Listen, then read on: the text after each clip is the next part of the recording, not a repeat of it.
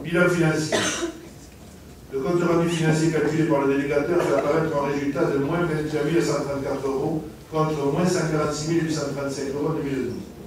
Les produits d'exploitation s'élèvent à 3 781 416 euros en 2013 contre 4 090 275 euros en 2012. Donc 1 953 953 euros pour la collectivité, contre 2 206 236 euros en 2012.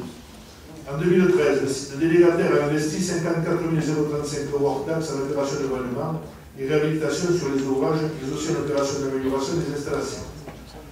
Bilan volume traité. Le nombre de clients pour le système d'assainissement est de 8 885 en 2013, plus 0,7% par rapport à 2012. Le volume d'eau assujetti à l'assainissement a diminué de moins 7,9% en 2012 et 2013. Et 2013 de 1 809 744 cubes à 1 666 059. Bilan réseau. En 2013, le délégataire a procédé au curage de 8 245 mètres linéaires, soit 7,2% du linéaire total, conformément à ses engagements contractuels. À minima, 5% du linéaire total du réseau par an. 1131 à la valeur ont été également nettoyés, soit 62% des avaloirs de la ville. Bilan STEP. Le volume d'eau traité s'est élevé à 8 982 231 m3 en 2013 contre 6 428 m3 en 2012. Les résultats de l'autosurveillance mettent en évidence la conformité du rejet et le bon fonctionnement général des ouvrages. La station de Bizelle est conforme à la réglementation en vigueur. Bilan suite aux inondations de juin 2013. La crue du 10 juin 2013 a engendré de forts dommages sur le système de collecte et de traitement de la ville. Détérioration des potes de relèvement situés à bord du l'eau, Manterola, Péramal prolongé, Péramal, Quai Saint-Jean, la Rivière, ainsi que les 2 stations d'alerte liées au fonctionnement de la station d'épuration. 7 hydrocureurs ont été mis à disposition par les délégataires pendant plusieurs semaines pour les opérations de nettoyage du réseau public et des bâtiments touchés par la crue. Le poste de relèvement de la Rivière a pu être opérationnel de le 21 juin 2013 ainsi que la station d'épuration. Les transports urbains 2013. La société ACTL est la société délégataire des transports urbains. La délégation a pris effet pour une durée de 7 ans à compter du 1er janvier 2013. Le service a ainsi largement évolué en proposant 3 lignes annuelles quotidiennes et cadencées, ainsi que 2 lignes saisonnières, ce qui a conduit à une augmentation de la fréquentation de 10% par rapport à 2012. Le chiffre d'affaires du service est élevé à 693 544,16 euros, dont 579 771,96 euros de contribution de la ville et 124 723 euros au titre de la vente des tickets. Les données sont en hors taxe. Ces recettes sont en dessous des objectifs du contrat, mais s'expliquent en partie par la baisse d'activité suite aux inondations.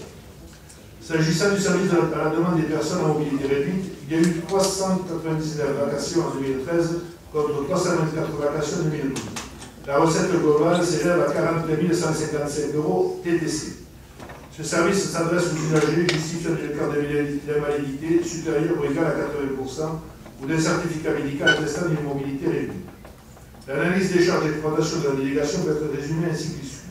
Frais d'amortissement 86 275 euros, frais financiers 2 377 euros, frais de personnel 305 323 euros, frais kilométriques 105 935 euros, frais généraux 120 422 euros, frais d'assurance 8 455 euros et frais de communication 10 206 euros. Le personnel comprenait en 2013 14 personnes affectées à Citibus, dont 10 conducteurs. La société exploite un parc de 7 véhicules urbains qui sont équipés pour l'accès des personnes à mobilité réduite et respectent la protection de l'environnement. Les petits trains routiers touristiques de 2013. La mise en gestion déléguée de l'exploitation des petits trains routiers touristiques a été renouvelée et confiée à la société Visa Touristique Lourdaise, VTN, le 1er mars 2009 pour une période de 9 ans. Le parc automobile est composé de 3 convois complètement neufs, 3 locomotives au GPL plus 9 wagons. Une locomotive neuve GPL avec 3 wagons entièrement révisés, dont les banquettes sont dans le sens de la marche et d'un véhicule léger pour la communication. Après les inondations d'octobre 2012, où la crue avait provoqué de gros dégâts sur le matériel roulant, l'ensemble des véhicules a fait l'objet d'un contrôle technique approfondi. Il est à noter que les remboursements par les compagnies d'assurance des dégâts sur le matériel ne sont intervenus en totalité qu'au mois de février 2014. Le nombre de salariés est de 12 personnes, avec un gérant, un agent chargé de la promotion touristique, 2 caissiers, 6 chauffeurs, dont un responsable du garage et 2 mécaniciens pendant l'hiver, pour la remise en état du matériel roulant. Le poste de commercial à temps plein n'a pas été conservé à la fin de la saison 2013. Depuis 2009, le prix du ticket adulte est de 6 € et de 3 € pour les enfants de 6 à 12 ans. Il paraît difficile d'augmenter les tarifs en raison du contexte économique très tendu. L'année 2013 a connu une baisse des fréquentations de 16,17%. L'activité est en diminution en 2013 en raison de la mauvaise saison touristique consécutive au cru de juin. La mise en circulation de petits trains de 12h et 13h30 n'a pas produit les résultats escomptés. Les recettes 2013 du petit train stricto sensu se sont élevées à 263 254 € contre 354 474 € en 2012, soit une baisse de 25,73%. Les recettes en 2011 s'établissaient à 489 764 €. Le chiffre d'affaires passe de 440 330 € en 2012 à 424 457 € en 2013, soit une diminution de 5,32%. Tous les postes de dépenses progressent. Les achats et charges extérieures de 8,81%, les impôts et taxes de 1,10%, les frais de personnel de 0,90% et les amortissements de 2,8%. La baisse du chiffre d'affaires global est plus faible que celle du petit train stricto sensu grâce à la progression de la vente des produits annexes, petit train plus visites d'heures ou plusieurs musées privés. Ceci passe de 33 372 € en 2012 à 95 529 € en 2013. La convention de l'exploitant prévoit une redevance annuelle versée à la ville, se décomposant ainsi. Une part fixe de 27 000 € hors taxes et une part variable calculant un pourcentage du chiffre d'affaires annuel dépassant 450 000 € hors taxes, soit 12% de 450 000 € à 550 000 €, 13% de 550 020 € à 600 000 € et 14% au-delà de 600 000 €. La redevance à verser à la commune s'établit donc en 2013 à 27 000 €, montant qui correspond uniquement à la part fixe. Le paiement par la société doit s'effectuer dans le courant de l'année 2014. Le résultat courant à impôt de l'exploitant passe de moins 60 516 € en 2012 à moins 91 766 € en 2013, soit une diminution de 49,17%. Le résultat net comptable 2013 est une perte de 38 207 € pour une carte en 2012 de 58 980 €. Le parc de stationnement Peyramal 2014. Le stationnement payant dans le parc de stationnement Peyramal est exploité par la SNC des parkings de Lourdes, filiale de 26 parcs, dans le cadre d'une convention de délégation de service public en date du 26 octobre 1990. La gestion du stationnement public payant sur voirie n'est plus effectuée depuis 2009 par la SNC des parkings de Lourdes, car la ville exploite en régie directe depuis le 2 novembre 2008 l'exploitation du stationnement de surface.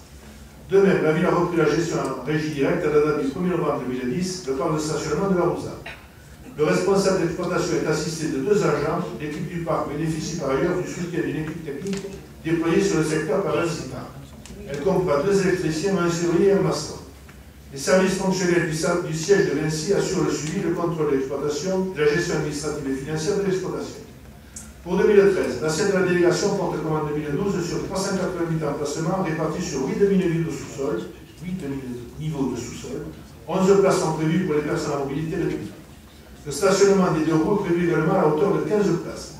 Les recettes d'exploitation du stationnement diminuent en 2013 de 1,6% avec une recette de 199 810 € TTC contre 203 156 € TTC en 2012 et 203 340 € TTC en 2011. Le chiffre d'affaires se répartit ainsi. Produit stationnement horaire, 84 913 € TTC contre 79 927 € TTC en 2012, en hausse de 6,2%. Produit stationnement des abonnés, 109 387 € TTC pour 118 122 € TTC en 2012, en hausse de 7,4%. Produit d'hiver, WC douche, 5 509 € TTC pour 5 108 € TTC, en hausse de 7,8%. Le résultat brut d'exploitation s'élève à 18 315 € contre un déficit en 2012 de 17 980 €. Le résultat net avant impôt s'établit à plus 693 € contre un déficit en 2012 de 38 263 €. Les charges d'exploitation diminuent de 28,65%, avec notamment la baisse des frais de personnel, des frais d'énergie et des frais d'entretien. Le délégataire indique que la fréquentation horaire diminue de 0,8% par rapport à 2012, soit 184 véhicules en moins, et contre une baisse de 8% en 2012, soit 1983 véhicules en moins. La fréquentation des abonnés, malgré les actions commerciales permanentes, chute de 12%. Cette diminution est liée à la baisse du nombre de saisonniers qui a fait suite aux inondations. À la fin de l'année 2012, le nombre d'abonnés dans le parc était de 221 contre 250 à la fin de l'année 2012 et 264 à la fin de 2011. La tarification du stationnement, horaire et abonnement, a été modifiée à compter du 1er janvier 2013. À titre d'exemple, on relève les tarifs suivants. Première heure, haute saison, 1,50 € contre 1,40 € en 2012 et 1,30 € en 2011. Basse saison, 1,20 € contre 1,10 € en 2012 et 2011. 24 heures haute saison, 10 € contre 9 € en 2012. Basse saison, 6,90 € contre 6,50 € en 2012. Abonnement mensuel, 24 heures sur 24, haute saison, 60 € contre 58 € en 2012.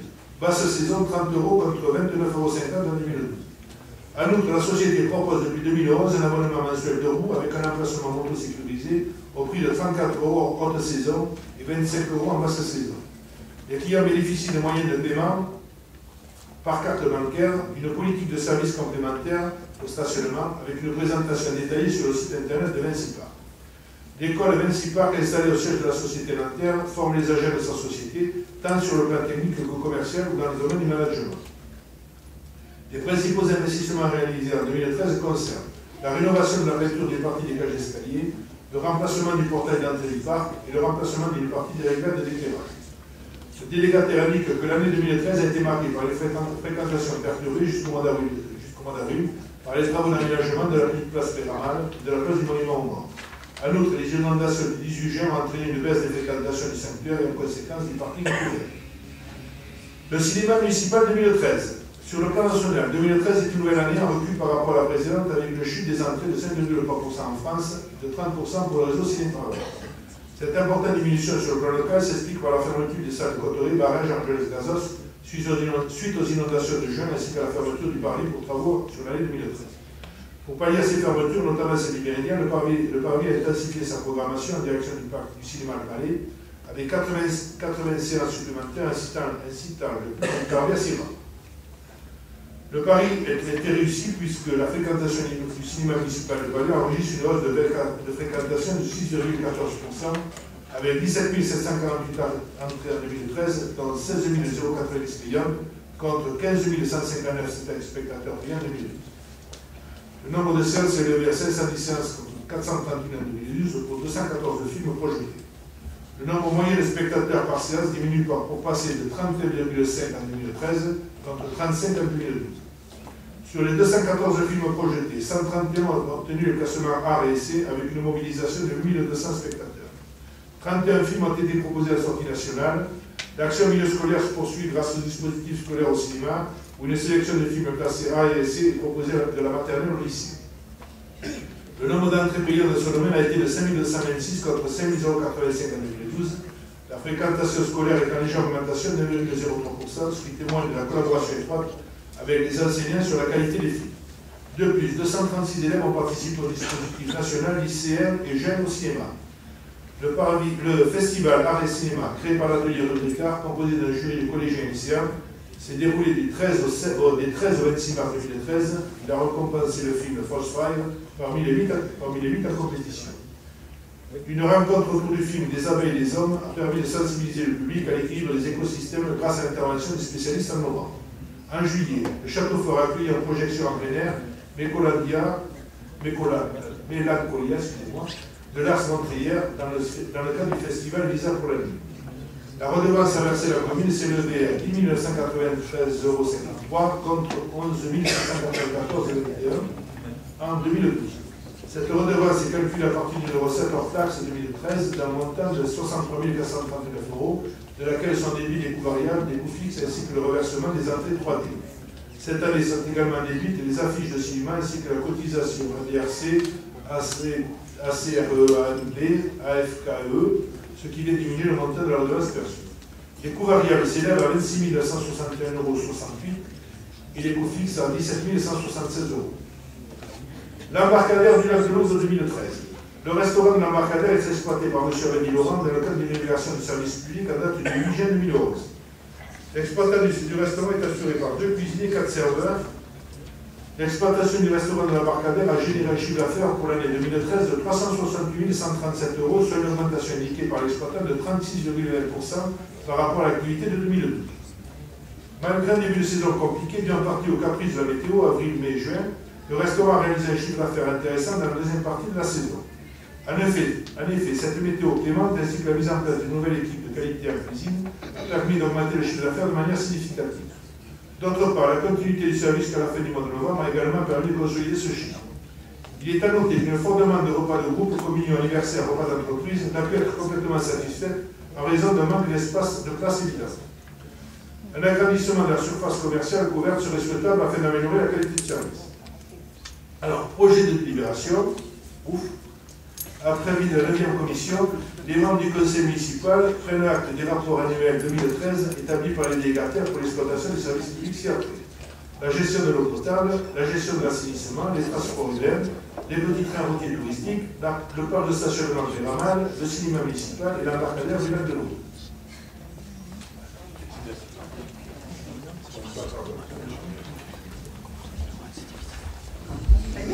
Ça y est. Donc,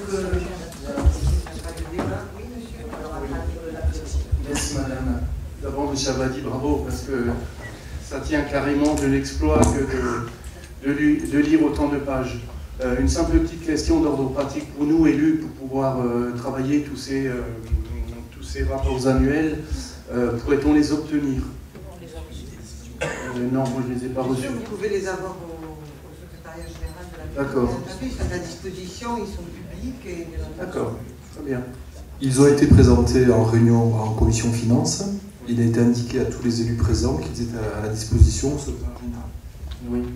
Est-ce qu'ils sont imprimés automatiquement ou faut-il à chaque fois les demander? Préalablement un conseil municipal. Les consulter sur place. Oui. Et est-ce qu'on peut en avoir des photocopies? Oui, bien sûr, monsieur. D'accord. Merci. Ça vous a été transmis aussi par informatique. Vous l'avez eu par email? Oui. Moi je les avoue. Je regarderai, je revérifierai. Oui, vérifiez parce que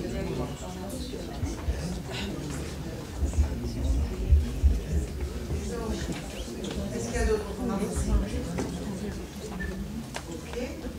Donc, délégation, acquisition, cession, bilan 2013. Gérald Capel.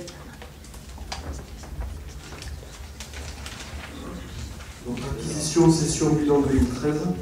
Comme chaque année à pareille époque et conformément aux dispositions du deuxième alinéa de l'article L 2241.1 du Code général des collectivités territoriales, le bilan des acquisitions et cessions opérées sur le territoire d'une commune de plus de 2000 habitants doit être présenté en conseil municipal. Ainsi, en 2013, ces opérations ont été les suivantes. La rétrocession gratuite à la commune de 3 parcelles de terre en nature de voirie et espaces verts, 6 à Lourdes, lieu-dit la Lande d'Enclade, cadastré section BS numéro 505, d'une superficie de 2321 m², section BS numéro 504, d'une superficie de 1370 m², et section BS numéro 506, d'une superficie de 104 m², soit un total de 3795 m² appartenant à la CEPA. L'acte est du 8 février 2013. Deuxième session. La cession gratuite au profit de la commune de 2 terrains 6 à Lourdes, lieu-dit 12 rue du Stade, cadastré section BC numéro 467, d'une superficie de 678 m² et section BC numéro 468, d'une superficie de 558 m² appartenant au copropriétaire de la résidence Les Grignots. L'acte est du 19 avril 2013. La cession de 6 terrains 6 à Lourdes au profit de la commune, lieu-dit chemin du Tidos, cadastré BS numéro 462 d'une superficie de 6 m², section BS 463 d'une superficie de 1871 m², section BS 466 d'une superficie de 4978 m², section BV 439 d'une superficie de 4363 m², section BV 486 d'une superficie de 2933 m², section BV numéro 488 d'une superficie de 357 m², soit un total de 14 508 m² appartenant à M. Cassius Coussèvre, pour la somme de 200 000 euros. L'acte est du 24 juillet 2013.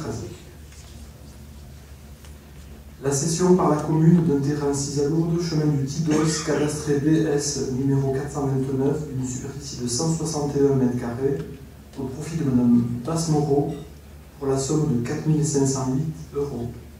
L'acte est du 11 septembre 2013. La cession gratuite au profit de la commune d'une parcelle en nature de voirie, 6 à Lourdes, lieu de vie, Sox, cadastré DK numéro 144, d'une superficie de 508 m² appartenant à l'ASL lotissement Mongis. L'acte est du 23 décembre 2013. Projet de délibération. Les membres du conseil municipal prennent acte des mutations de droits réels immobiliers réalisées en 2013, conformément à l'article L2241.1 du Code général des collectivités territoriales. Merci Gérald. Y a-t-il des remarques de toute façon en acte de sécession qui ont été réalisées en 2013? Donc il n'y a pas de remarque. Donc intercommunalité, rapport d'activité 2013 SNDRA de Bruno Lionès. L'application de l'article L. 5211-39 du Code général des collectivités territoriales, le président de l'établissement public de coopération intercommunale adresse chaque année au maire de chaque commune membre un rapport concernant l'activité de l'établissement pour l'exercice économique. Ce rapport fait l'objet d'une communication par le maire au conseil municipal en séance publique. En application de ces dispositions, Monsieur le Président du syndicat mixte pour le développement rural de l'arrondissement d'Argelès-Gazost a établi un rapport pour l'exercice budgétaire 2013 dont lecture est donnée au conseil municipal. Alors, est-ce que vous souhaitez que je vous lise la totalité du rapport, parce qu'il y en a 27 pages? Vous l'avez reçu. Parce que vous l'avez reçu. Oui, tu nous le dis, s'il te plaît. Est-ce que vous voulez que je passe pour aller plus vite, ou sinon je m'exécute? Non, vous l'avez reçu, ce rapport de la SNDRA. D'autant que la SNDRA a été fusionnée, donc le syndicat du pays de la Vallée Véga, de nom des pays de la Vallée Véga, donc je crois que, à mon avis, on peut en dispenser. Alors, projet de délibération. Les membres du conseil municipal, après avoir entendu la lecture, vous avez fait à la maison, du rapport d'activité du syndicat mixte pour le développement rural de l'arrondissement d'Argelès-Gazost pour l'année 2013, prennent acte du rapport présenté. Des observations, des remarques. Merci. Dotation de solidarité, non, équipe, pardon. Office de tourisme de Lourdes, approbation du compte financier, toujours prénom, En application de l'article R133-16 du Code du tourisme, repris par les articles 6 et 10 du règlement intérieur des BIC, Office de tourisme, le compte financier de l'exercice écoulé est présenté par le président au comité de direction de l'Office de tourisme qui en délibère, puis il est transmis au conseil municipal pour approbation. Avec une présentation par chapitre du compte financier de l'exercice 2013 établi comme suit. Section de fonctionnement, dépenses de fonctionnement. Chapitre 11, charges générales, 301 765,10 euros. Chapitre 12, charges personnelles, 400 237,96 euros. Chapitre 66, charges financières, 946,62 euros. Chapitre 67, charges exceptionnelles, 30 000 euros. Chapitre 42, opération, ordre, 21 716,05 euros. Montant total des dépenses de fonctionnement, 754 667,73 euros. Procès de fonctionnement. Chapitre 13, diminution de charge, 9 593,03 euros. Chapitre 70, vente de produits et services, 2 926,60 euros. Chapitre 75, protocole de gestion, 798 849,82 euros. Chapitre 77, produits exceptionnels, 1536,08 euros, ce qui nous fait un montant total des recettes de fonctionnement qui s'élève à 812 905,53 euros. La section de fonctionnement est donc excédentaire. Malgré la baisse des recettes issues de la taxe de séjour 2013 en raison des établissements hôteliers fermés suite aux inondations, l'excédent de 70 037,99 euros s'explique par la maîtrise des charges générales et par la perception des portants reliquats sur la taxe de séjour 2011 et 2012, ainsi que le versement de subventions européennes sur les actions menées les années précédentes. Passons à la section d'investissement. Dépenses d'investissement, chapitre 16, emploi et dette assimilée, 410 553,43 euros. Chapitre 20, immobilisation incorporelle, 626,70 euros. Chapitre 21, immobilisation corporelle, 923,12 euros. Montant total des dépenses d'investissement, 412 103,25 euros. Recette d'investissement, chapitre 10, apport dotation à réserve, 1572,38 euros. Chapitre 16, emprunt et dette assimilée, 400 000 euros. Chapitre 28, amortissement des immobilisations, 21 716,65 euros. Montant total des recettes d'investissement, 423 288,43 euros. La section d'investissement est donc également excédentaire. Les résultats de l'exercice 2013 s'établissent donc ainsi. Section de fonctionnement, excédent de l'exercice 58 239,80 euros. Excédent de clôture 70 37,99 euros. Section d'investissement, excédent de l'exercice 11 185,18 euros. Excédent de clôture 24 453,5 euros. Le cumul des résultats de la section de fonctionnement et d'investissement donne un résultat global de clôture excédentaire de 94 491 0,04 euros. Sous réserve de l'approbation du comité de direction de l'EPIC, du comité du tourisme, qui se réunira le 18 juin prochain, c'est fait. L'approbation du compte financier 2013 de l'EPIC, de l'Office du tourisme de l'Ours, qu'a proposé le conseil municipal, nous y voici. Projet de délibération. Après avis de la deuxième commission, les membres du conseil municipal adoptent le rapport présenté, approuvent la délibération du comité de direction en date du 18 juin 2014, le compte financier 2013 de l'EPIC, Office du tourisme de l'Ours. Avez-vous des questions? Qui est contre? Qui s'abstient? Je vous remercie. Madame Zanola, je vais vous présenter le mandat spécial. Non, la dotation des dotation de solidarité urbaine 2013, rapport d'utilisation, toujours Gérard Cartel. Donc, dotation de solidarité urbaine 2013, rapport d'utilisation. Donc, la ville de Lourdes a bénéficié au cours de l'exercice 2013 d'un versement de 201 284 euros au titre de la DSU, dotation de solidarité urbaine, instituée par la loi du 13 mai 1991. En contrepartie, en application de l'article L. 1111-2 du Code général des collectivités territoriales, il appartient à Madame le maire de retracer les actions 2013 menées en matière de développement social et urbain et d'indiquer les moyens qui y sont affectés avec le financement du produit de la DSU. Donc, réalisation, subvention centre social forum qui contribue à la dynamisation du tissu social de la ville, coût TTC 272 650 euros, subvention mission locale de la Pyrénées 28 033 euros, soit un total de 300 683 euros. Projet de délibération, les membres du conseil municipal prennent acte de cette communication. Merci. Il n'y a pas de remarques.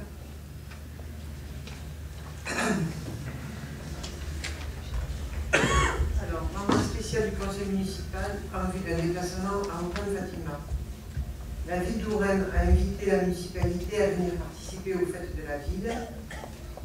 Comme je vous l'avais annoncé lors du dernier conseil municipal, la délégation a été composée d'Alain Garot, premier adjoint au maire, représentant le maire, et de Bruno Vignales, maire adjoint au redressement économique touristique à la ville numérique.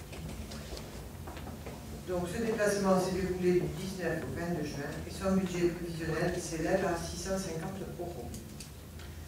Donc, je vous propose d'adopter le rapport présenté, de décider de prendre en charge ce déplacement. Je vous précise que les crédits sont inscrits au compte 65 65 32 021 002 210 du budget principal 2014. Et je vous demande de m'autoriser à signer tout acte et documents découlant de la présente délibération. Y a-t-il des questions, des observations?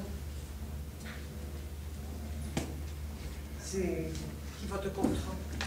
Qui s'abstient? C'est voté à l'unanimité, merci. Monsieur Subercaz, pèlerinage des gens du voyage, terrain du petit plan, indemnité du fermier. Par délibération en date du 8 octobre 1999, le conseil municipal a prévu d'allouer à l'exploitant agricole du terrain du Petit Couvent une indemnité compensatrice pour l'utilisation des terrains en fermage pendant la venue des gens du voyage. L'indemnité versée s'est élevée en 2013 à 9 000 €. Je vous propose de reconduire avec un même montant cette indemnité pour l'année 2014. Il est précisé qu'un acompte sera versé dès le mois de juillet, le solde étant versé dans le courant de la première quinzaine du mois de septembre. Projet de délibération. Après avis de la 9e commission, les membres du conseil municipal, premièrement, adoptent le rapport présenté, deuxièmement, décident de verser en 2014 une indemnité à la EARL du Béout qui exploite le terrain du Petit Couvent pour l'accueil des gens du voyage. Troisièmement, précise que l'indemnité s'élèvera à 9 000 €. Un acompte de 4 500 € sera mandaté au mois de juillet de l'exercice en cours et le solde de 4 500 € dans le courant de la première quinzaine du mois de septembre. Quatrièmement, indique que les crédits sont prévus au budget principal 2014, compte 011 6132-524-5.24.100 et cinquièmement, autorise Mme le maire à signer tout acte découlant de la présente délibération. Y a-t-il des observations? Qui votent contre? Qui s'abstiennent? C'est pour dire l'unanimité, merci. Petit train d'outil touristique, convention, un avenant à la convention, M. Bruno Pignolet.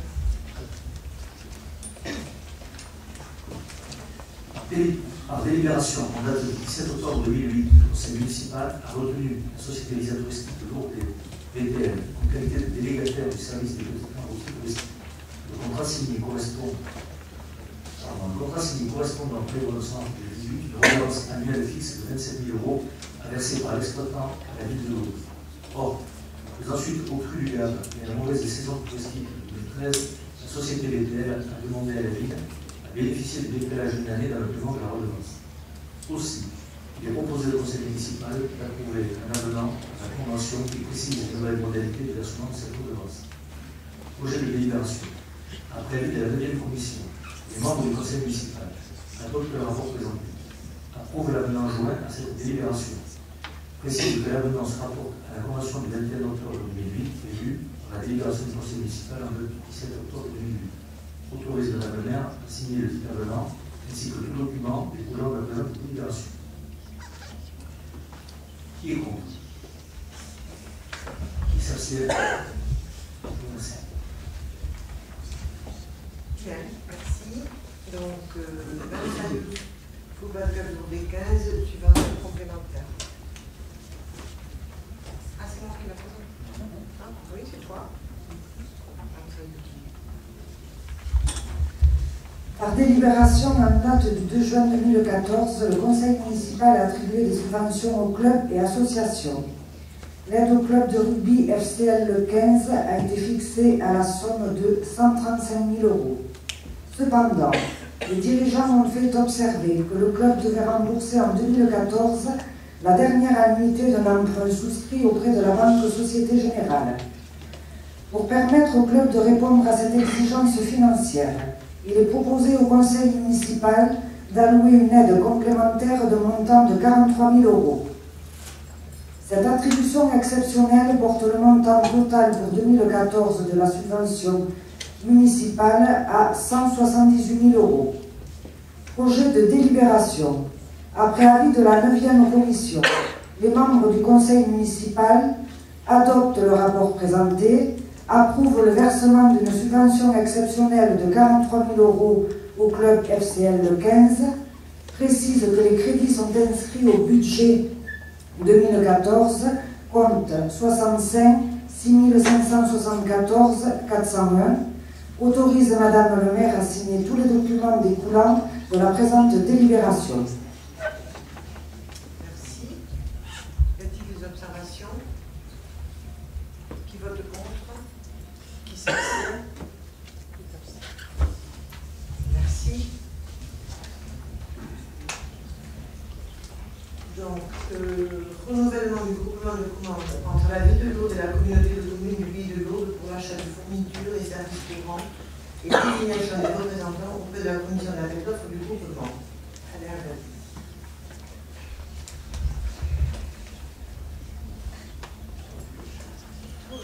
Au mois de juin 2010, la ville de Lourdes et la communauté des communes du pays de Lourdes ont créé un groupement de commandes pour l'achat de fournitures et de services courants. Ce groupement a permis de bénéficier d'économies d'échelle et de rationaliser les procédures d'achat.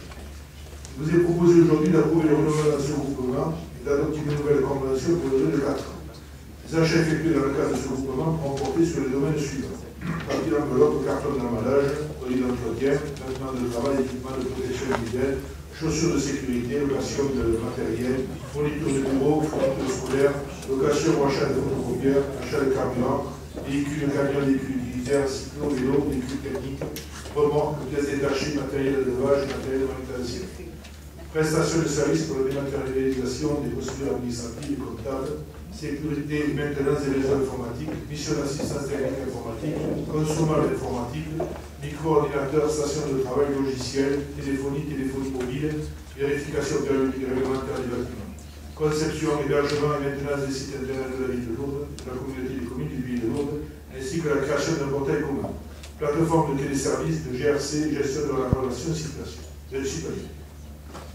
La ville de Lourdes est désignée comme coordinateur du groupement et est donc chargée du déroulement de la procédure, de la signature et de la notification des marchés, chaque entité assurant le suivi et l'exécution des marchés pour la part la concernant. Enfin, il convient de désigner le représentant titulaire et le représentant suppléant de la ville de Lourdes auprès de la commission d'appel d'offres du groupement qui interviendra pour les procédures formalisées. Ces représentants doivent être élus parmi les membres de notre commission d'appel d'offres. Par délibération du 30 avril 2014, vous aviez désigné M. Gérald Capel comme représentant titulaire et Mme Marie-Henriette Cabane comme représentante suppléante. Si vous êtes d'accord à l'unité, je vous propose de confirmer ce choix par mon vote à main levée, comme nous autorise l'article 21-21-22 du Code général des collectivités territoriales. Dans le cas contraire, nous procéderions par vote à main levée secret. Alors, le projet de délibération, après avis de la 9e commission, les membres du conseil municipal, premièrement, adoptent le rapport présenté, deuxièmement, approuvent le renouvellement du groupement de commande avec la communauté de communes des Pays de Lourdes pour l'achat de fournitures et services courants, et ce pour une durée de 4 ans. Troisièmement, approuve les termes de la convention de notre projet d'annexe à la présente déclaration. Et quatrièmement, désigne les représentants, Gérald Capel et Marie-Henriette Cabane, pour siéger au sein de la commission d'appel d'offres du groupement. Et cinquièmement, autorise Madame le maire à signer la convention du groupement de commande.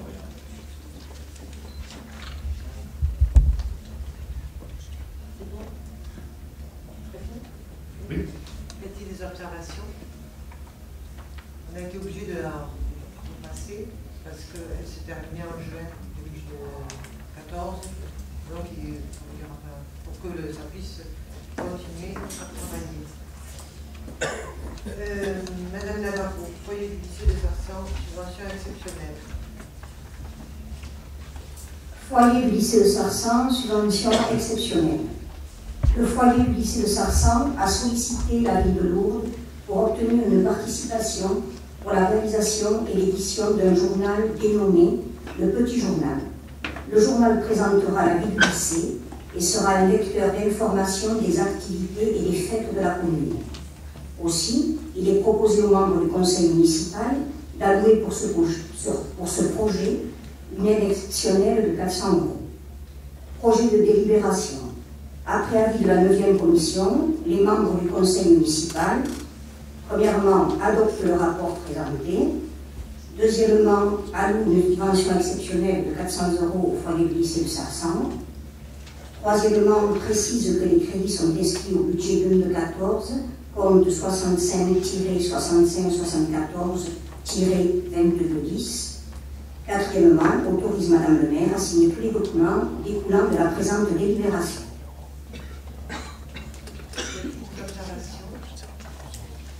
Oui, juste une remarque concernant ce journal, que bien évidemment on en soit destinataire pour pouvoir avoir un droit de regard sur ce qui sera réalité. Mais sur le principe, c'est ce que j'ai demandé d'ailleurs. D'accord, merci. Qui vote contre? Qui s'abstient? C'est voté à l'unanimité. Merci pour les jeunes. Syndicat mixte du Haut-Acam. On a une participation exceptionnelle de la ville de Lourdes. Le syndicat mixte du Haut-Acam a fait parvenir à la ville de Lourdes son projet de budget 2014. Celui-ci présente un déficit de la section d'exploitation de 106 750 €. Sur la base de l'arrêté préfectoral numéro 2009-022-01 du 21 janvier 2009, qui établit les engagements financiers de la communauté de communes de la vallée d'Argelès-Gazost et de la commune de Lourdes, celle-ci doit prendre en charge 45% du déficit, soit la somme de 48 038 €. En outre, le budget prévisionnel 2014 du syndicat mixte intègre en dépenses et recettes d'exploitation la somme de 218 659 € pour le financement global de l'étape du Tour de France et de l'étape du Tour amateur.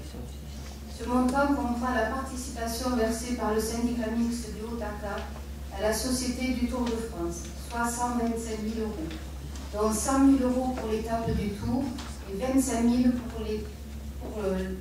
pour le Tour de France et 25 000 pour l'étape du Tour amateur. Donc il reste 93 659 € pour les frais d'organisation à la charge du syndicat mixte. Le financement des sommes à verser à la Société du Tour de France pour l'étape du Tour et l'étape du Tour amateur est prévu comme suit. Donc la participation du Conseil général à 50%, soit 62 500 €. La participation du Conseil régional pour 10 000 €. La participation de la communauté de communes d'Argelès-Gazost prend donc 55%. Pour 28 875 €, et la participation de la ville de Lourdes, donc 45%, 23 625 €. L'EPIC, Office du tourisme de Lourdes, participera à ces manifestations sportives qui favorisent le développement touristique de la ville en allouant à la ville de Lourdes une aide de 20 000 €. Les autres frais pour l'organisation des deux manifestations sportives, estimés à 93 629 €, seront compensés en partie par des recettes procurées par les buvettes et les ventes de produits dérivés. La ville participera à 45% sur les recettes manquantes. La prise en charge définitive de ces frais par la ville de Lourdes sera calculée en fonction de toute aide, subvention ou dotation qui pourra être attribuée au syndicat mixte du Haut-Acre. Projet de délibération. Après avis de la 9e commission, les membres du conseil municipal adoptent le rapport présenté, inscrivent au budget 2014 de la ville de Lourdes la somme prévisionnelle de 71 663 € affectée comme suit. Équilibre du budget primitif 2014 du syndicat mixte du Haut-Acre pour 48 038 €. Participation de la ville de Lourdes aux conventions entre le syndicat mixte et la Société du Tour de France, 23 625 €. Indique que la ville de Lourdes pourra être appelée à abonder le déficit des frais induits pour l'organisation de l'étape du Tour de France et de l'étape du Tour amateur, après la déduction de toutes les aides, dotations, subventions qui pourraient être attribuées au syndicat mixte du Haut-Acre. Affecte les crédits prévus au budget de la commune de Lourdes de la façon suivante.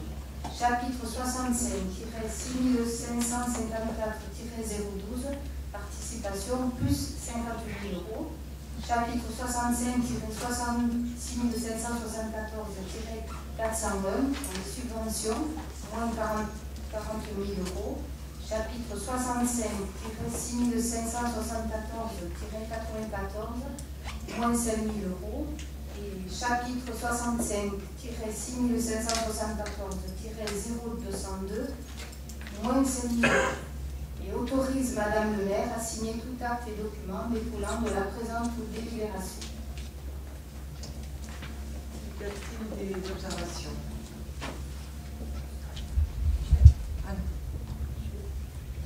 Qui vote contre? Qui s'abstient? S'il vous plaît, l'unanimité. Merci. Le syndicat mixte canadien de Paris. Ah oui, Madame Tripp ne prend pas part au vote. Protection de l'ordre de subvention auprès du Fonds interministériel de prévention de la délinquance. Monsieur Supercase. La commune de Lourdes est engagée depuis plusieurs années dans la mise en place d'un dispositif de vidéoprotection. Sur 13 caméras installées, seules 8 fonctionnent. Les 5 caméras endommagées se situent aux endroits suivants: Porte Saint-Joseph, Déchetterie, Stade de Landaré, Esplanade du Paradis, Cimetière de l'Égalité. Le système technologique installé au départ est devenu obsolète. Les caméras ne pourront donc pas être toutes réparées.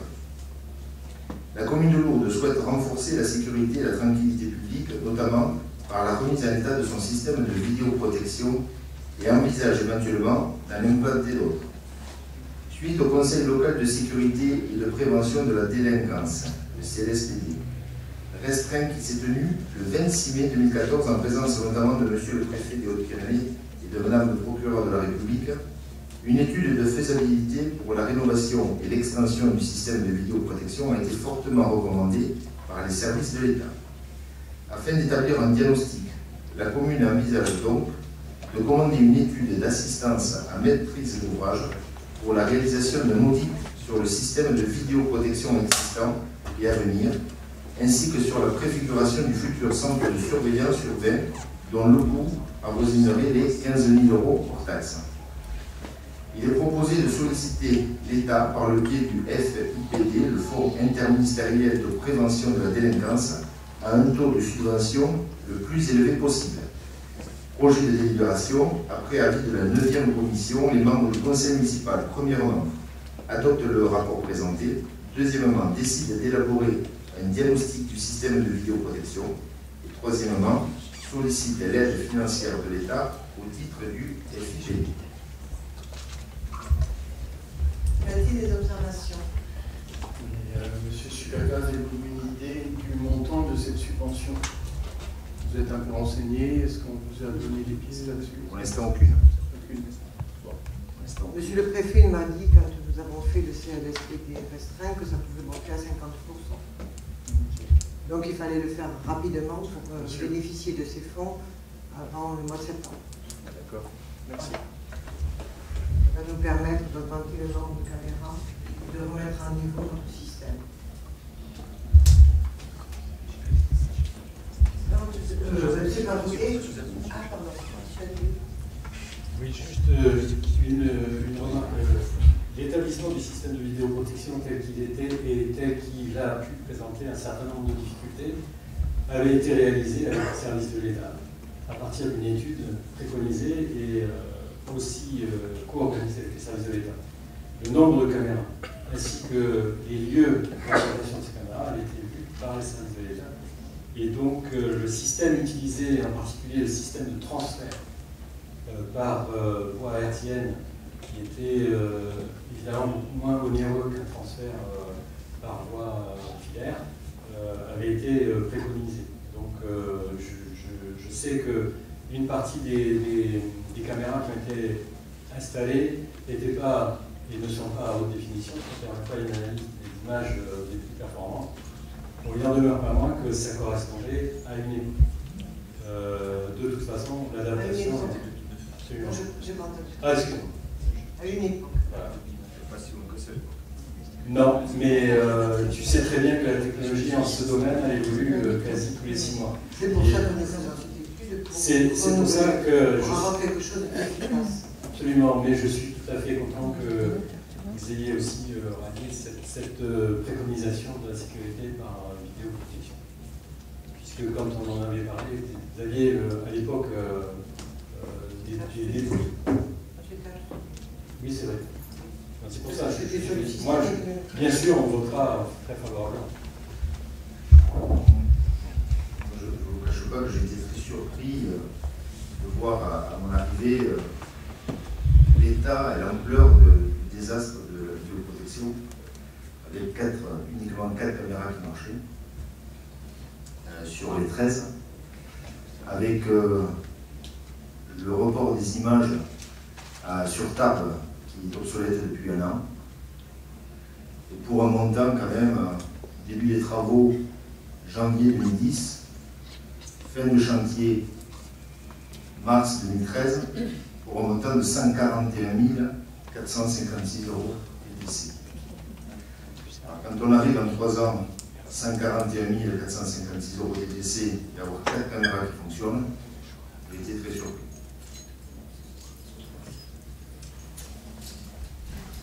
toute façon, nous voulons remettre à niveau le système. Ah, tu veux répondre? Oui, non, mais juste pour dire, la dernière fois que j'ai vu ces images, il y avait 9 caméras qui fonctionnaient. Ce sont vite dégradés, Michel. Sans doute. Mais c'est... Il y a tout est possible. Mais il y avait 9 caméras. Alors, aujourd'hui, juste pour information, pour les gens qui sont là, il y en a donc 8 qui fonctionnent, 6 sans aucun problème, 2 qui sont aléatoires, des fois on perd le faisceau, donc on ne peut pas quand même y compter à 100%. Voilà, ça c'est aujourd'hui. Voilà, sur le premier. Qui vote contre? Qui s'abstient? L'unanimité. Merci. Madame Moulet, vente de billets pour le Château Fort et son musée pyrénéen, funiculaire découvert, avenant numéro 2 à la convention 2014 avec la Société Ligonale de l'activité touristique, Sauvage. Par délibération en date du 2 juin 2014, le Conseil municipal a approuvé un avenant numéro 1 à la convention conclue avec la société Sobat en date du 14 mars 2014. En vue de sa mise en application, il apparaît nécessaire d'apporter des modifications sans incidence sur les termes et les éléments essentiels de la convention. Aussi, il est proposé au Conseil municipal d'approuver les modifications répertoriées dans cet avenant, telles qu'elles figurent dans le projet de délibération. Projet de délibération. Après avis de la 9e commission, les membres du Conseil municipal adoptent le rapport présenté, approuvent les modifications suivantes aux dispositions prévues par l'avenant numéro 1 en date du 2 juin 2014 conclu avec la société Sobat. La commission perçue par Sobat sur le montant des ventes de billets du Pic du Gers et du Château Fort, musée pyrénéen, est calculée sur 15% du montant TTC des ventes de billets et non 15% du montant hors taxe. La commission perçue par Sobat sur la vente de billets aller-retour groupe adulte au Pic du Gers et pour les billets entrée groupe adulte au Château Fort musée pyrénéen est fixée à 3% du montant TTC et non 3% du montant hors taxe. Le document commercial commun aux sites municipaux et aux sites privés sera distribué par Sobat pour une somme forfaitaire mensuelle de 100 € hors taxe, et ce pour la saison touristique, soit un total de 600 € hors taxe. Autorise Madame le maire à signer l'avenant numéro 2, ainsi que tout document découlant de la présente délibération. Merci. Y a-t-il des remarques? Juste une petite régularisation entre le hors-taxe et le liquide-taxe viennent d'être changés tous les tarifs. Qui vote contre? Qui s'abstient? C'est adopté, je vous remercie. Office de tourisme, grand site médicalisé, demande de subvention. Le contrat du grand site de Lourdes définit le projet de développement et de valorisation de la ville de Lourdes. Ses principaux objectifs concernent la valorisation du dispositif d'accueil de l'Union internationale de Lourdes et son adaptation à la démarche de mise en réseau des densités Midi-Pyrénées. La région Midi-Pyrénées a approuvé en décembre 2012 un plan triennal de valorisation. Dans ce cadre, la ville de Lourdes, propriétaire du bâtiment qui héberge l'office du tourisme, prévoit d'effectuer des travaux d'étanchéité, d'isolation thermique, permettant d'améliorer les conditions de travail du personnel, ainsi que les conditions d'accueil des touristes. L'estimation des travaux d'étanchéité de la toiture et d'isolation thermique des locaux non chauffés s'élève à 60 000 € hors taxe. Il convient de solliciter une aide financière auprès de la région Midi-Pyrénées au taux de 70%. Projet de délibération. Après avis de la 9e commission, les membres du conseil municipal adoptent le rapport présenté, sollicitent l'aide financière de la région Midi-Pyrénées, autorise Madame le maire à prendre toute décision nécessaire pour la mise en œuvre de la présente délibération et à signer toute pièce en ce sens. Qui s'abstient? Pardon, vous avez des questions? Concernant la subvention de hauteur de 70% du conseil régional, pas de problème. Je m'étonne simplement, vu le coût de ce bâtiment, qu'on va encore rajouter maintenant derrière des travaux d'isolation. Le bâtiment lui-même a coûté déjà par le passé très cher.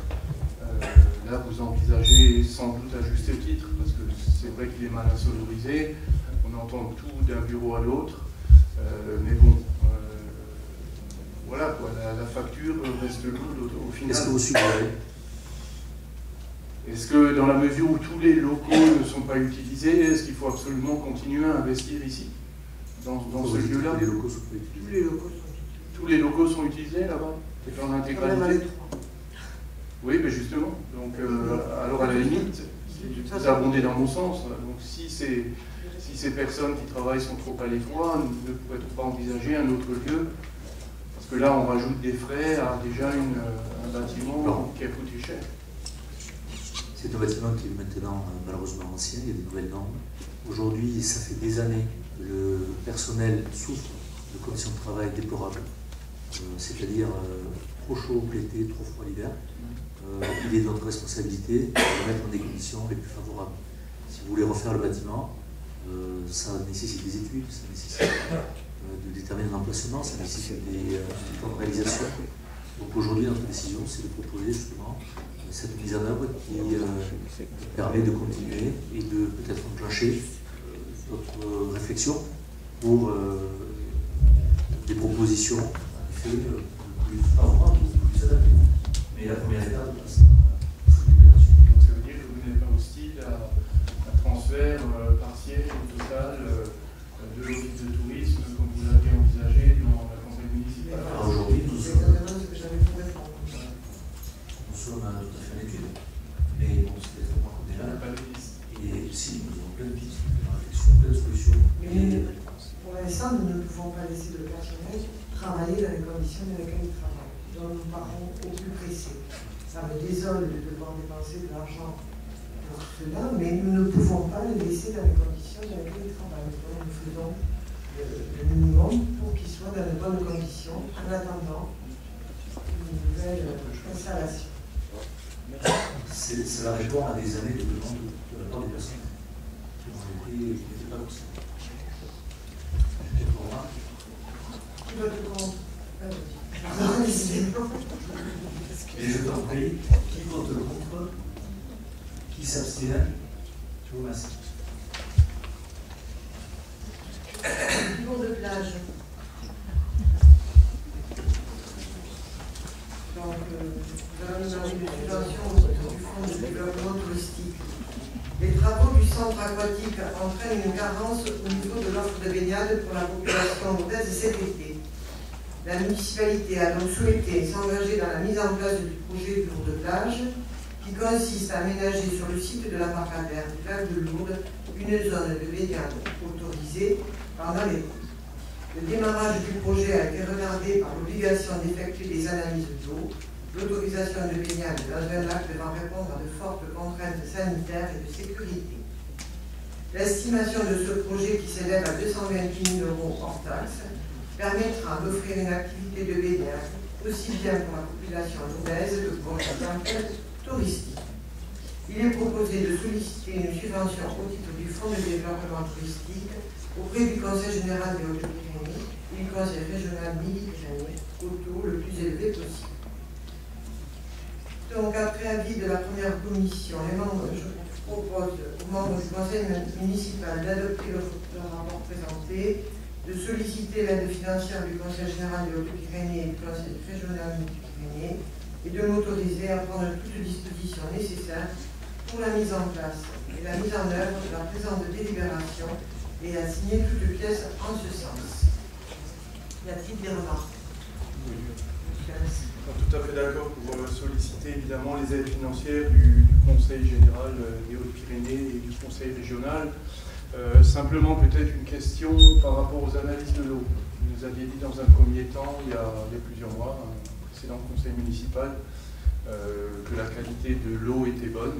Est-ce que depuis il y a eu d'autres études? Où en est-on d'une part donc, sur cette qualité de l'eau et d'autre part ensuite sur l'étendue des travaux à réaliser pour que évidemment ce lourd de plage soit opérationnel dès le, je crois que c'est le 10 juillet.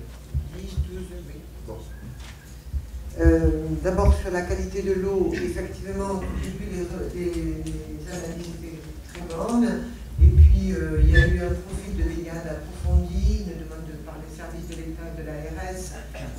profil de baignade dit approfondi. Là, il est apparu certaines bactéries et les dernières analyses remontent, qui reviennent de l'État dès la semaine dernière, montrent un profil de baignade très correct et tout à fait normal et qui nous permettent donc de lancer définitivement le projet Lourdes-Plage. La seconde partie, c'est le temps, les travaux. Les travaux, oui. Alors, donc, il y a un montant de travaux de 228 000 € hors taxes. Il y a donc l'achat de matériel d'un ponton avec une piscine, si vous voulez, une sorte de piscine avec une toile dans le fond à hauteur de 1,10 m, des plots pour faire nager et tout ça, flotter toute cette installation, et donc un ponton qui sera jeté depuis la promenade en bois qui se trouve à gauche du ponton déjà installé dans l'aménagement de l'embarcadère. Vous parlez de la jetée existante. La jetée existante persiste et nous mettons un ponton sur sa gauche quand on arrive à l'embarcadère face au lac. Et ensuite, qu'est-ce que je peux dire? Oui, donc c'est comme une piscine flottante qui sera avec l'eau du lac. Et c'est tout. Qu'est-ce que vous voulez dire de plus? Est-ce que ça sera payant? Comment? Non, ça sera gratuit. Et voilà. Et la seconde partie des travaux, les 170 000 €, c'est pour l'achat du matériel que nous pouvons stocker l'hiver et réinstaller, c'est réutilisable. Et ensuite, les travaux consistent à aménager les parkings, le parking existant sur la gauche. Et d'ailleurs, je voudrais rappeler à tout le monde que quand on va à l'embarcadère, il ne faut pas se garer devant les barrières de l'embarcadère, mais utiliser le parking sur le côté, car ça gêne de tourner des bus. Les camions qui voulaient aller nettoyer l'embarcadère, ce n'est pas possible. Les travaux ne peuvent pas s'accomplir parce que les gens se garent là, juste devant les barrières, alors qu'il y a un parking à cet effet. Donc nous allons améliorer le parking et créer 80 places pour que les gens puissent poser leur voiture et donc arriver à venir. C'est vraiment important. Et surtout, quand on va au lac et qu'il fait très beau actuellement, les dernières journées, tout le monde se baigne n'importe où. Et la baignade est interdite. Je profite de cette séance publique pour le rappeler. Et donc, en organisant une baignade surveillée, il y aura 4 maîtres nageurs, il y aura un poste de secours, il y aura un canoë, en hauteur, un zodiac, voilà, qui va surveiller avec des maîtres nageurs, surveiller la baignade, et qui donc pourront aller dire aux gens qui se baignent en dehors de la piscine, que c'est interdit. Voilà. Donc moi je trouve que ça sécurise l'endroit et que ça régularise les gens qui se baignent de façon illégale. Voilà. Et pour ce faire, donc, il y aura 7 nageurs sur 4 pour ce lieu-là. Les horaires, c'est de 11h à 19h.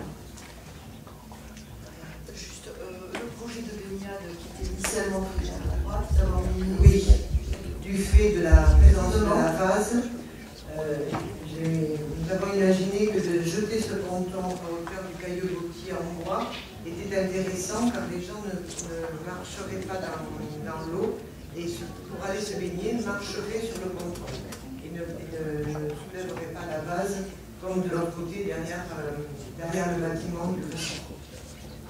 Et d'autant que derrière le restaurant, c'est quand même un endroit plutôt marécageux et en réfléchissant, on a pensé que ce n'était pas une bonne idée. On jette le ponton sur des portails. Juste, est-ce que je peux penser à la question de travaux, est-ce qu'il existe des procédés justement peut-être modernes pour pallier justement ce problème de vase? il faudrait l'enlever.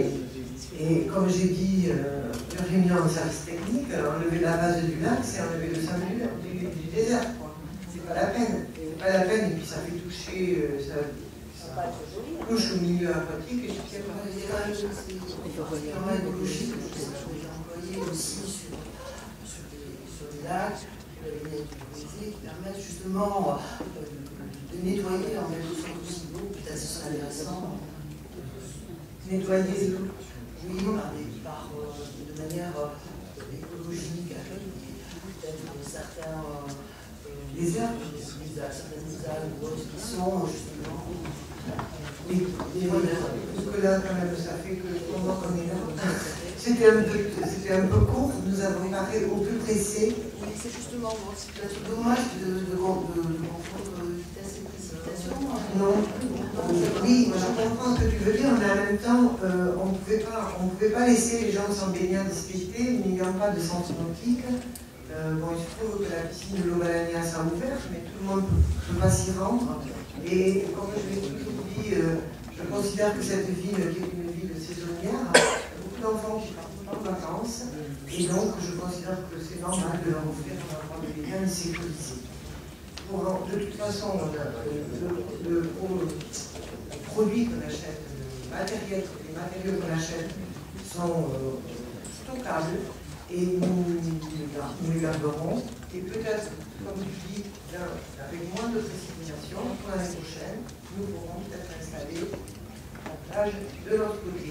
Mais pour l'instant, ça nous sert de test et ça nous sert aussi d'offrir quelque chose de distrayant et tout en gardant une grande sécurité. Par rapport à la venue de la communauté gitane au mois d'août, des gens de voyage, gitane, cigane, etc. On peut légitimement penser qu'ils enverront leurs enfants à cette plage. Comme tous les enfants qui sont en résidence à Lourdes. De toute façon, nous avons ouvert un marché avec une société de surveillance, de sécurité, pour sécuriser d'autres lieux de la ville de Lourdes. De toute façon, pour là où arrivera du public, en particulier l'expo des papiers canonisés. Donc nous avons ouvert un marché et bien entendu l'endroit sera sécurisé à certains moments de l'année, en particulier au mois d'août. Vous pouvez donc dire ici ce soir que vous garantissez aux parents que cet endroit sera sécurisé tout l'été. Ah, oui. Nous aurons un système de sécurité. Je veux vous l'entendre dire, parce que c'est important. Je vous le dis. Bon, ça n'est je vous le dis, après, moi je considère que tout le monde a le droit de se baigner. Ah oui, mais ça, tout à fait d'accord avec vous. Mais si j'apporte ce problème, parce que les commerçants, eux, connaissent ce problème de la venue de la communauté gitane en août à Lourdes. Oui, les commerçants, donc voilà, il ne faut pas occulter ce problème, il faut en parler tout à fait sereinement, calmement, mais en parler. Oui, donc, bon, si vous avez pris vos dispositions par le biais d'une société de sécurité, puisque a priori il n'y a pas suffisamment de policiers municipaux, nationaux, officiels, moi je m'en félicite, hein, les parents. Vous savez bien, monsieur Hess, que pendant le pèlerinage des gens du voyage, nous disposons à Lourdes de 2 compagnies de CRS. Absolument. Donc ça veut dire qu'elles viendront aussi sur ce lieu-là. D'accord. Merci. Un lieu qui reçoit énormément de public. Est-ce qu'il y a d'autres questions? Donc je vous propose de passer au vote. Qui s'abstient? Qui vote contre? C'est à l'auquel merci. Comité des fêtes de Lourdes de demande de subvention. Conformément aux engagements pris pendant la campagne électorale, le comité des fêtes a été créé. Ce dernier sollicite une subvention de 4 000 € auprès de la ville. Il est proposé au conseil municipal de lui accorder le montant de cette subvention. Projet de délibération. Après avis de la 2e commission, les membres du conseil municipal adoptent le rapport présenté, décident d'allouer au comité des fêtes une subvention de 4 000 €, précise que les crédits sont inscrits au compte 65 6574 024 002 220 du budget principal 2014, autorise Madame le maire à signer tout acte et document découlant de la présente délibération. S'il vous plaît, pour cette délibération, M. Philippe de Supercase, Madame Marie-Josée Moulet et Madame Camille Casseran ne peuvent pas prendre part au vote. D'accord? Excusez-moi, y a-t-il des observations? Michel? Oui, c'est juste une question, parce que j'ai vu dans la presse que cette association était donc présidée par ma fille et qu'elle était composée de beaucoup d'élus. Alors, elle est composée de beaucoup d'élus parce que c'est quelque chose que nous avons dû faire dans l'urgence pour pouvoir faire certaines activités au moment des fêtes de Lourdes, mais il est bien évident que ça sera ouvert par la suite à d'autres Lourdais. Alors, c'est pas le... Et à d'autres élus. Non, juste une remarque, parce que c'est une question qui s'est posée et qu'on s'est toujours posée, de savoir comment une collectivité pouvait avoir une correspondance avec une structure associative. Là, à y regarder de près, je suppose que vous l'avez fait, parce que chaque fois que nous on s'est posé la question de la création de ce genre d'institution, on nous a toujours, et je parle là au niveau de l'administration, on nous a toujours recommandé de ne pas le faire. Alors pourquoi? Parce qu'on est dans un cadre que la CRC, que la prochaine ABECO, peut requalifier en gestion de fête. Là, en l'occurrence, vous avez une association. Je le dis en toute simplicité. Hein. Vous créez une association, vous faites une association où des élus sont très présents dans une association, à tel point d'ailleurs qu'ils président aux destinées de l'association et qu'ils président aux destinées financières de l'association.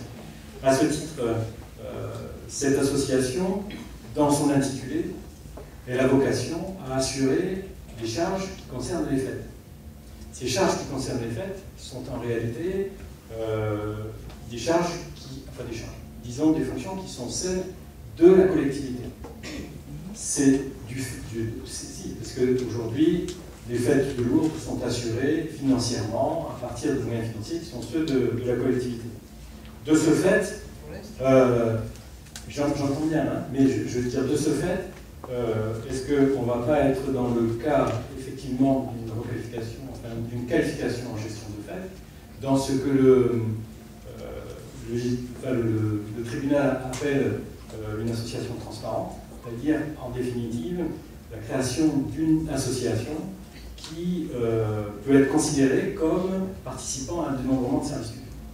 Alors, qu'est-ce que ça veut dire? Ça veut dire que les élus participants, autant que la collectivité, se mettent en défaut par rapport au principe, qui est le principe de la séparation de l'ordonnateur et du payeur. C'est ce qui qualifie en fait la gestion, qui est la gestion de fait. Pire que ça, parce qu'en définitive, à partir du moment où il y a une subvention qui est versée, on peut être là dans une espèce de déviation qui peut aller jusqu'à une prise illégale d'intérêt ou des choses comme ça.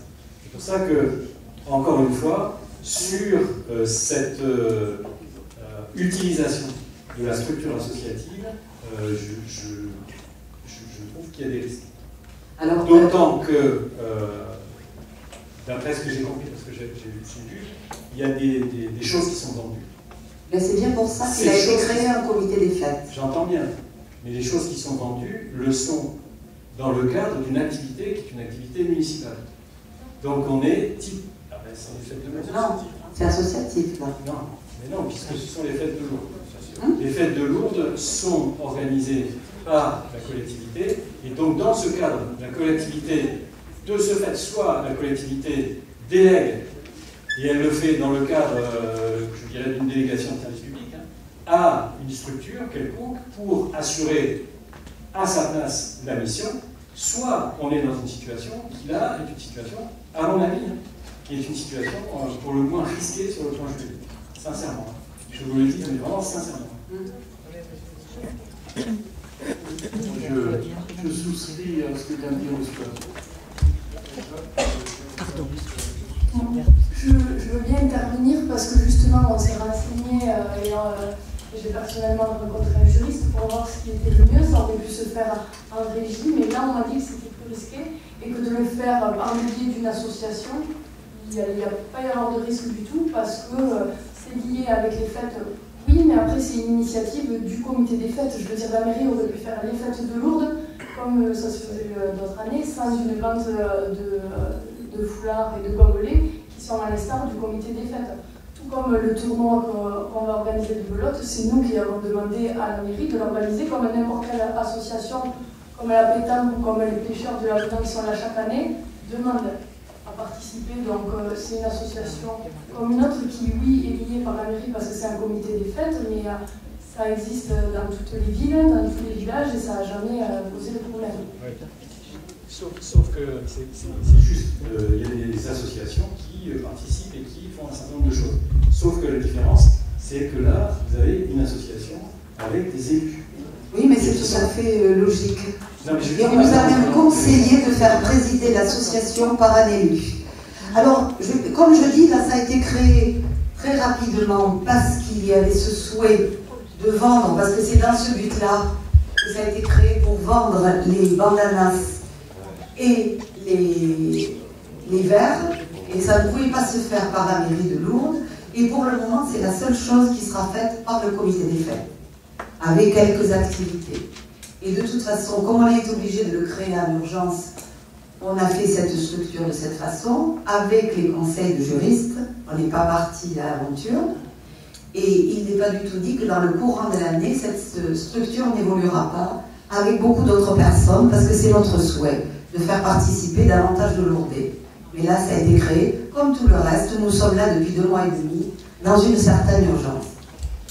Je maintiens qu'on est mal dans une situation, et à mon avis... Je vous rappelle, qu'à Tarbes, il y a un comité des fêtes, où il y a des élus, bien sûr, qui sont déjà. Je vous rappelle même qu'il y a des comités des fêtes où le maire lui-même est le président du comité des fêtes dans ce département depuis l'année. Donc il n'y a pas de souci. Ce qu'on a voulu faire, par contre, ça je vous le garantis, c'est qu'on n'a pas voulu faire un pseudo quelque chose comme vous aviez fait une époque avec Idée de fête, où là, vous avez eu des bénévoles qui sont venus travailler pour la ville, sans aucune structure juridique, c'est-à-dire que c'était ni une association, ni même une commission extra-municipale qui dirigeait ça. C'était de la bonne volonté, vous les avez largement dégoûtés, et ce n'est pas le décès d'un membre, malheureusement, qui a fait que le comité, ce pseudo-comité des fêtes est tombé à l'eau. C'est vraiment le manque d'enthousiasme de votre part. Donc, lorsqu'on a fait travailler des gens dans l'inégalité, je trouve que là, remettre les choses dans l'axe, c'est une belle chose. Et un comité des fêtes, avec des élus, oui, si vous vous renseignez, M. Lazo, vous verrez qu'il y en a un petit peu partout, et même à table. J'ajoute que c'est pas parce que beaucoup de gens sont dans l'illégalité que ce n'est pas l'illégalité. Oui, donc moi je vais simplement compléter en disant, en rejoignant encore une fois les propos de M. Lazo, qui me semble juste. Moi je ne suis pas hostile à cette subvention, j'ai conscience que vous mettre en place ce que vous souhaitez faire, c'est nécessaire. Je vous invite juste à trouver rapidement une autre formule juridique. Alors la subvention, en fait, est un transfert de fonds. Ce n'est pas une subvention supplémentaire, c'est un transfert de fonds du budget de la culture sur le comité des fêtes pour leur permettre de faire ces opérations. Mais donc, raison de plus, est-ce que vous ne pourriez pas changer, puisque c'est juste un jeu d'écriture, un transfert? Non, ce n'est pas un jeu d'écriture, c'est une demande de subvention officielle avec un transfert de fonds. Mais ça n'est pas une subvention supplémentaire. Oui, non, mais d'accord. Mais c'est pas là-dessus qu'on discute depuis un moment avec mon collègue de l'autre opposition. C'est justement sur l'aspect juridique d'un comité des fêtes dépend de la ville, d'une ville, forcément. Oui. Donc le fait d'avoir des élus à la tête, un élu à la tête, moi je pense que ça peut aussi poser problème un jour ou l'autre. Donc il serait prudent, judicieux, je termine madame, il serait prudent, judicieux de trouver une autre formule juridique pour ne pas vous mettre en tort par rapport à la réglementation en vigueur, c'est tout. Il y a d'autres associations où il y a des élus qui sont à la tête. Oui, justement, qui reçoivent des subventions assez... et qui ont reçu des subventions importantes. J'entends, M. Supercar, mais ce n'est pas forcément une bonne idée. c'est pas forcément une bonne idée. Moi, je préférais qu'on fasse participer le peuple, les Lourdaises et les Lourdais, plutôt que forcément pour ce genre d'association. Comment vous faites pour faire participer le peuple? Ça, la structure associative, expliquez-moi. Il fallait faire une demande. Non, mais c'est une structure associative. Il y a une association. Vous faites comment pour faire participer les gens? Sans l'organisation d'une association avec des gens qui ne sont pas des élus. Qui font partie de la population. C'est-à-dire que les élus, on n'a pas le droit d'y participer. Monsieur je pense qu'on est suffisamment dans des commissions, dans d'autres organismes pour laisser un peu la place aux. Je vous signale qu'il n'y a pas, il y a d'autres personnes que des élus dans ce comité des fêtes. Et comme je vous l'ai dit, ça a été créé dans l'urgence parce qu'il y a des délais pour le Ça j'entends bien, mais bon. Mais oui, en 2 mois et demi. Non, parce qu'on est dans l'urgence qu'il faut. Mais c'est tout à fait légal. C'est tout à fait légal. Oui, mais vous le dites, j'en suis pas certain. Donc je rejoins les propos de mon collègue, j'en suis pas certain du tout. Et donc voilà, on vous sera mis en garde maintenant, c'est pour la politique, parce que c'est pour quel modèle. Oui, pardon. Justement, on entend que ce comité des fêtes se veut particulièrement participatif. Est-ce qu'on peut nous éclairer sur cette pétition qui vient d'être distribuée?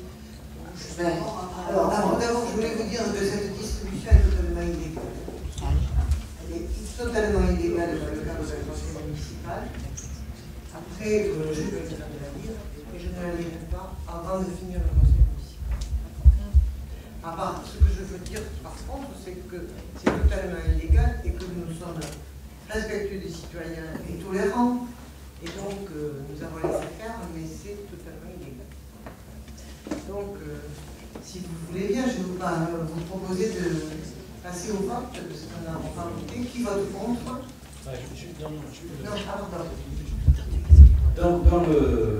Là, ce que vous avez indiqué, c'est qu'il y avait 3 personnes du conseil municipal qui faisaient partie de l'association. Il n'y en a que 3.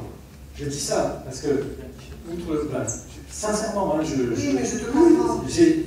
C'est après, il y a le problème de la légalité de la délibération. Donc, s'il y a d'autres personnes qui font partie de l'association, il ne faut pas non plus qu'elles votent la subvention. Donc, vous êtes que 3. Et voilà, c'est ça. Aucun élu ne doit participer. Aucun. Votre équipe, évidemment. Donc, pour que les choses soient claires, on va voter un ALP. Donc, les élus qui participent au comité des fêtes ne prennent pas part au vote. Donc, qui vote contre? Qui s'abstient? Donc, 1, 2, 3, 4, 5, 6, 7 abstentions. Qui vote pour?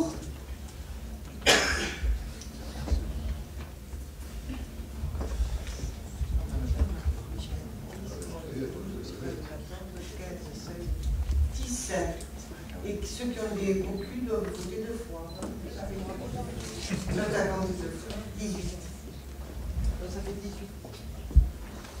Je préférais faire un truc que ce soit clair pour les services.